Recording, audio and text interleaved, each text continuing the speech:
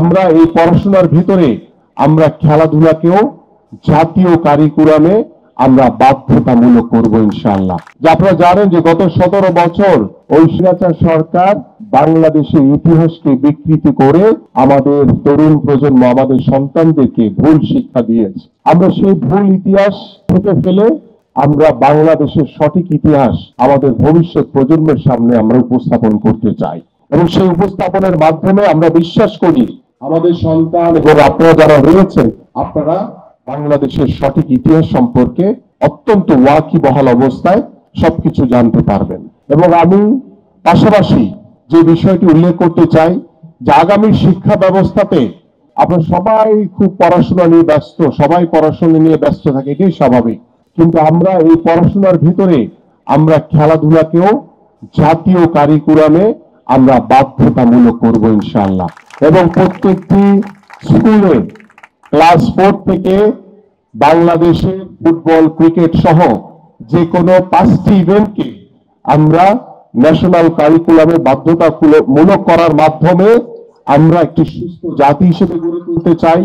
আমরা আমাদের সমাজ ব্যবস্থা থেকে মাদককে দূরে রেখে আমরা আমাদের যুব সমাজকে মাঠে আকৃষ্ট করতে চাই, এবং খেলাধুলার মাধ্যমে আমরা একটি মুক্ত সমাজ গড়তে চাই।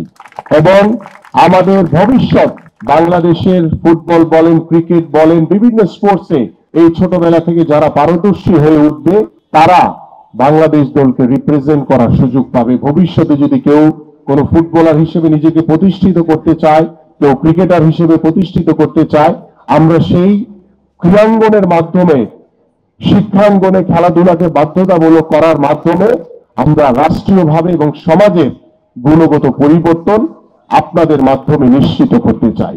এভাবে আমরা আমাদের সমাজ ব্যবস্থাকে নতুন ডাইমেনশনের মাধ্যমে আমরা ভবিষ্যতে একটি সুন্দর শান্তিপূর্ণ বাংলাদেশ, একটি মানবিক বাংলাদেশ গড়তে চাই।